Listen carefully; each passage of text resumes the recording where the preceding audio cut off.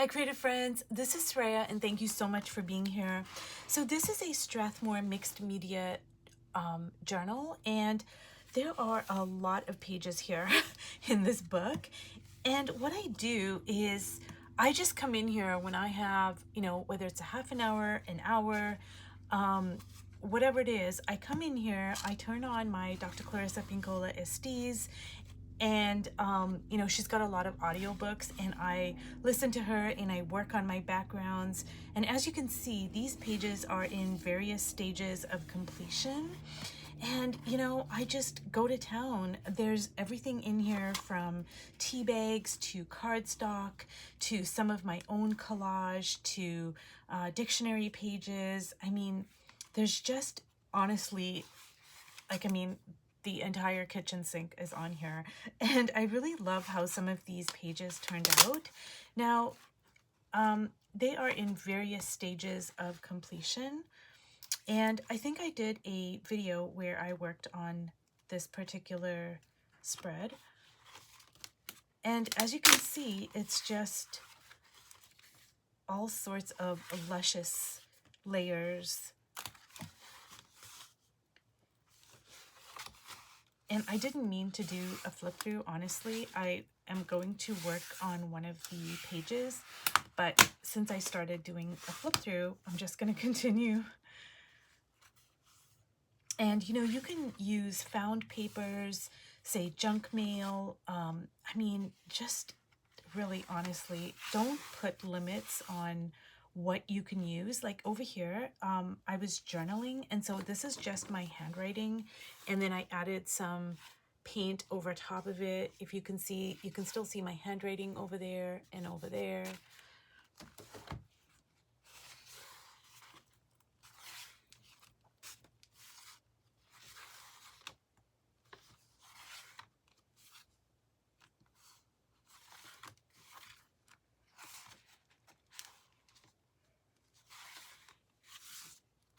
And I think I did a video on this also when I was using my non-dominant hand. Uh-oh, that kind of stuck together. And these pages are super sturdy. I love these books, and they run anywhere from, I want to say, $25 to $35, depending on where you get them from and if there's a sale or something like that. But they are well worth it. And over here, I just had some brown paper that, I think it was a brown paper bag actually. And I made some collage out of brown paper, and that's also brown paper and brown paper. And I just stuck it on here, and I just love the deliciousness of these layers. And once I started using my tea bags, I just went to town, and I think I put them on just about every page. And I just so love the translucent quality of the tea bag. So I was going to work on this page, but I don't know. I am liking a lot of the pages actually, but I think I'm going to stick to this page over here. And what I'm going to do is I'm going to try to figure out how I can put my figures so I can, I want to retain this brown paper piece and this brown paper piece for sure, and this brown paper piece. So I'm gonna just try to figure out how I can put my figure in here. And I don't know if I think I'm gonna do one figure on here and maybe two figures on here. I don't know. I'm gonna try to see how this is gonna work.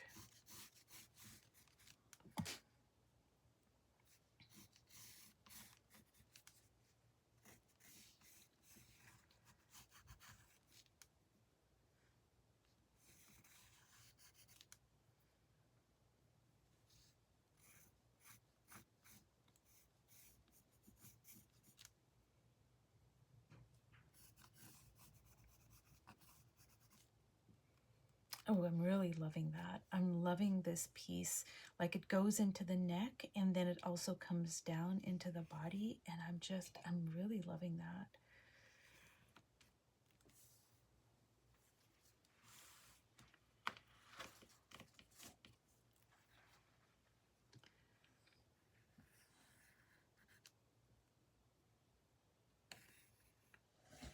And I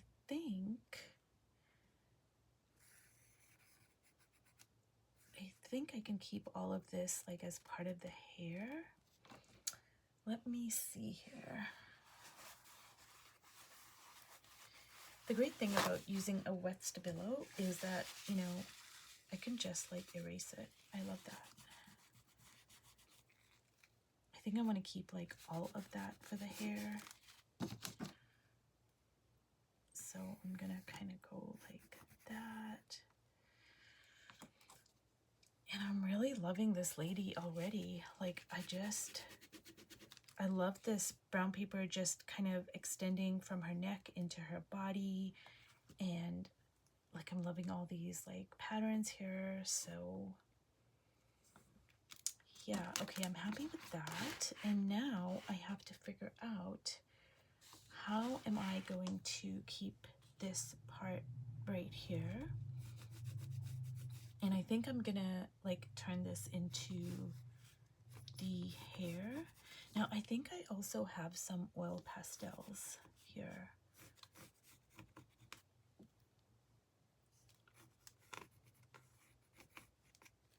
And these figures are gonna be smaller, I'm thinking.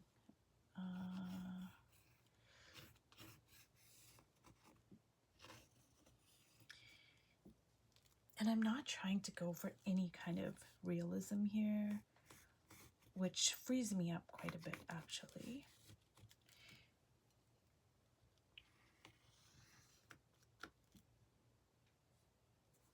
And I think I want to make another figure over here. So there's going to be like two smaller ladies and then this lady here. She's the main one.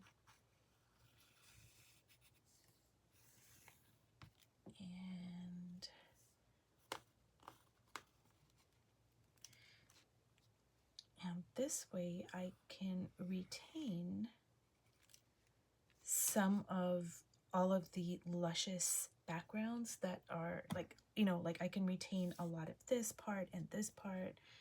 Now I can't retain everything because if I keep everything, then nothing's gonna really kind of stand out. So I'm gonna have to try to figure out what to do. Okay, so I think that I am actually quite happy with this situation. And I think what I'm gonna do is just plunk down like all this orange over here around this. Even though I don't want to cover up the collage, I'm gonna have to. Because like I said, you know, if everything is the star, then nothing is the star. And then nothing is gonna really pop. So you guys, this came together quite easily and I'm very happy with it, but you know, sometimes that doesn't happen. And when it doesn't happen, I will try a few times, like maybe once or twice, but then I'm gonna leave it alone. And you know, just because this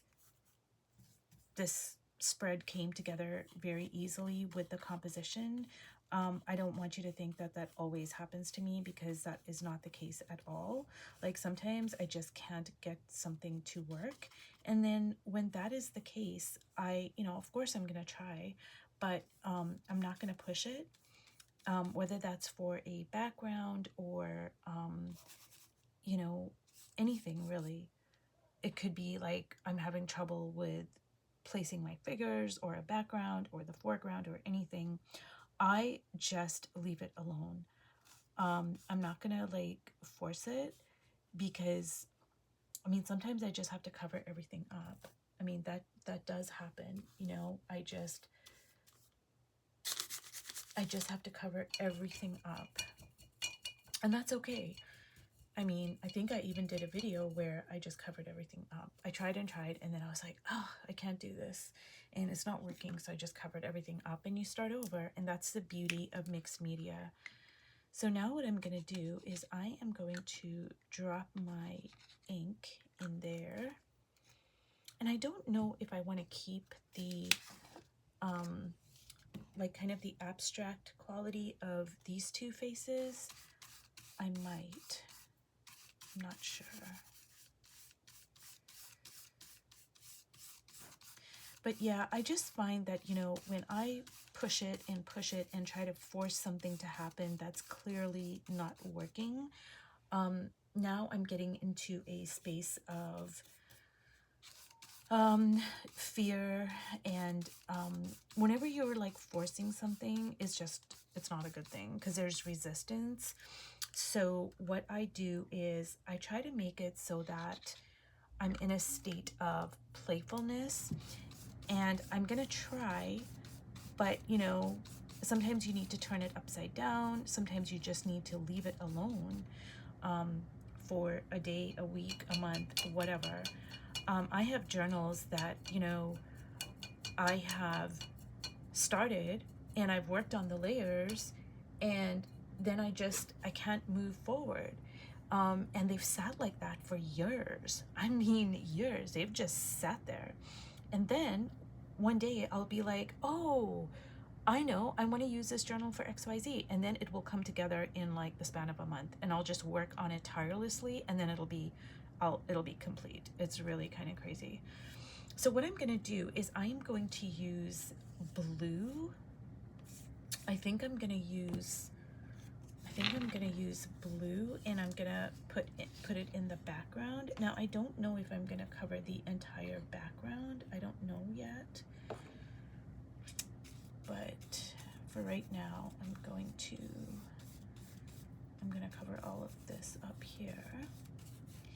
And this is looking like a very orange-blue dominated spread, which I love. I love orange and blue. That's like one of my favorite color combinations to use. They're complementary colors, and they just really like zing. So I'm gonna turn this around. Oops. And I think I'm going to go around the head.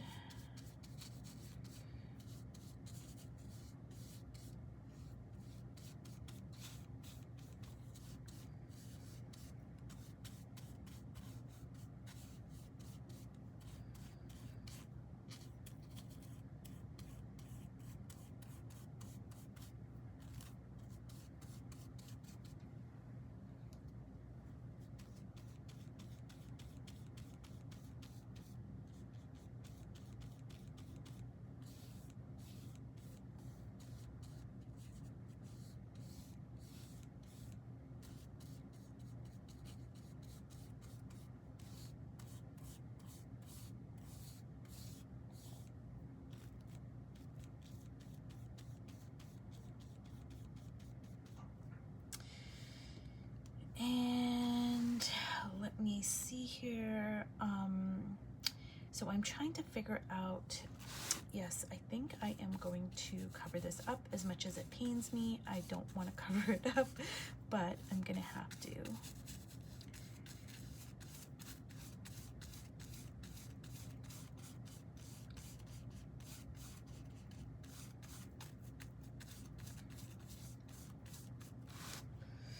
And you guys, another great thing about turning things upside down is it does give you a different perspective. So, you know, I'm like, just say I don't want to cover something up, but I know I have to. I turn it upside down, and that helps me because now I'm not so attached to it, you know, because you can't really, upside down, it's just a space. It's not like, you know, it's not so tangible, I guess. Like, oh, I have to cover this up. Well, if it's upside down, you can't really see. It's just like, oh, I have to cover this space up. It's just a little kind of a mind trick, I guess. And the reason why I have to cover it up is because I can't have everything you know, like there has to be like a foreground and a background. There doesn't have to be. I should retract that. If you're skilled enough to know how to make the foreground busy and the background busy, then, you know, that's great. I am not. I can't do that. My mind gets scrambled up. I'm hoping I can work towards that, but as for right now, that is not the case. I can't have everything busy because I won't be able to figure out what's going on, and it kind of scrambles me up.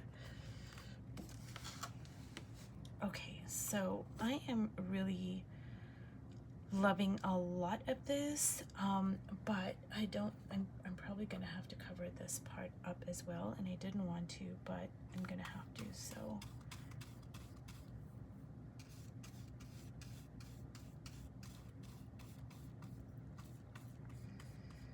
now I might keep little parts of it for now and see if I can kind of incorporate that. Like, I might be able to keep that little kind of a half moon kind of a shape. I'm gonna see if I can keep that, and I'm just gonna leave it like that. And now I have to figure out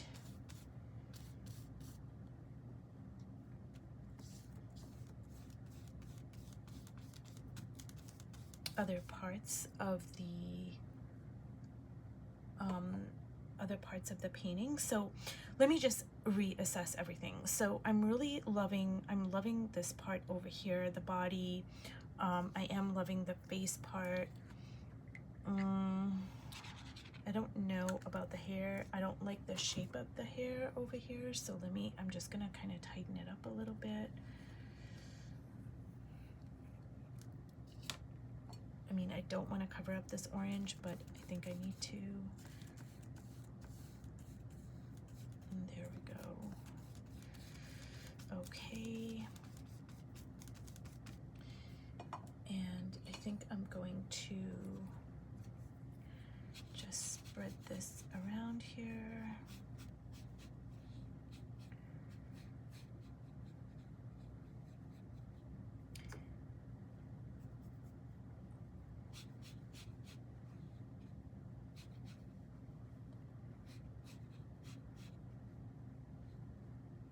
Ooh, I'm loving the lusciousness of this. The inks are just beautiful. And I don't know what to do over here, honestly. I don't know if I want to. I think I might want to just keep that abstract for now. And like I said, when I don't know what I want to do, I'm just going to leave it alone. So, well, I am going to drag some of that in there. But I'm just gonna leave this alone and let it completely dry, and then I'm gonna come back to it. And if you've watched all the way to the end of this video, thank you so much, and I will see you in my next video. And there'll definitely be a part 2 to this video. So thank you so much, and I'll see you in my next video. Bye.